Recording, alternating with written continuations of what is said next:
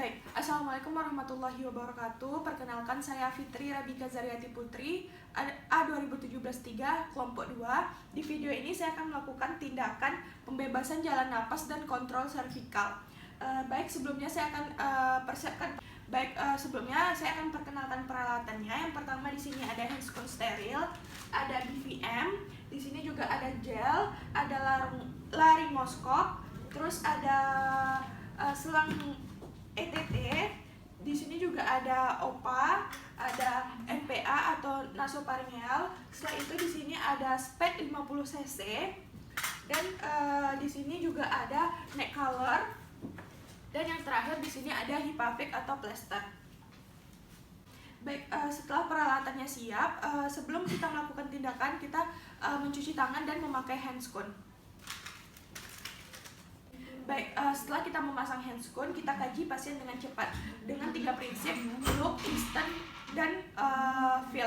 Yang pertama, kita lihat apakah ada pergerakan dinding dada atau tidak. Setelah itu kita dengarkan apakah ada suara tambahan seperti snoring, gurgling, atau crowing seperti suara mengorok.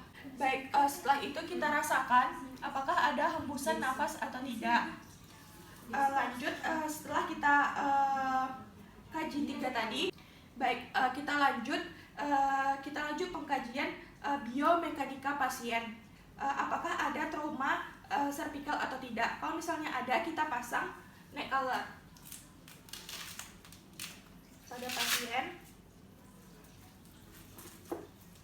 Baik, setelah pasien terpasang neck collar, kita posisikan pasien supinasi atau terlentang. Setelah itu kita posisikan head tilt, chin lift, dan jaw thrust. Karena pasien mengalami trauma servikal, maka kita hanya bisa memposisikan pasien dengan posisi jaw thrust. Kita tarik dari mandibula dan kita tarik ke tulang pipi.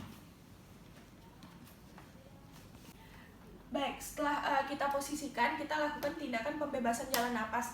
Jika pada pasien tidak sadar, kita bisa menggunakan OPA. Kita ukur dari ujung bibir ke daun telinga. Kalau misalnya pasien sadar, kita bisa menggunakan NPA atau nasofaringeal. Kita ukur dari ujung hidung ke daun telinga. Karena pasien ini tidak sadar, maka kita menggunakan OPA. Kita masukkan dari samping sampai menyentuh palatum. Setelah itu baru kita putar. Baik, setelah terpasang OPA, kita berikan oksigen melalui BPM atau ambubek. Kita berikan oksigen sampai 2-3 menit. Setelah kita berikan oksigen, kita buka OPA tersebut, OPA tadi. Setelah kita buka, kita pasang laringoskop.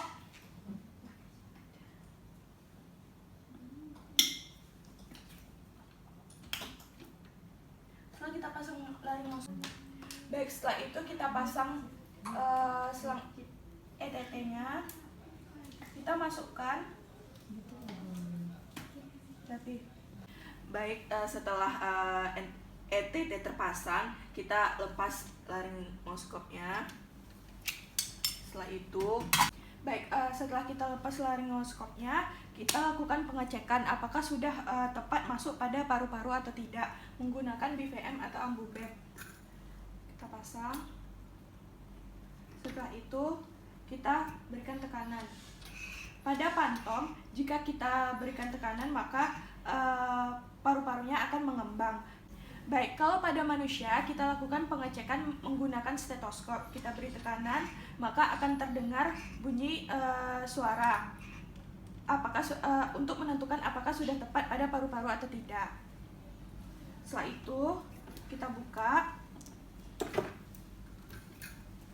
Kita fiksasi, kita isi. Baik, untuk melakukan tindakan fiksasi, kita isi balon menggunakan udara 10 cc.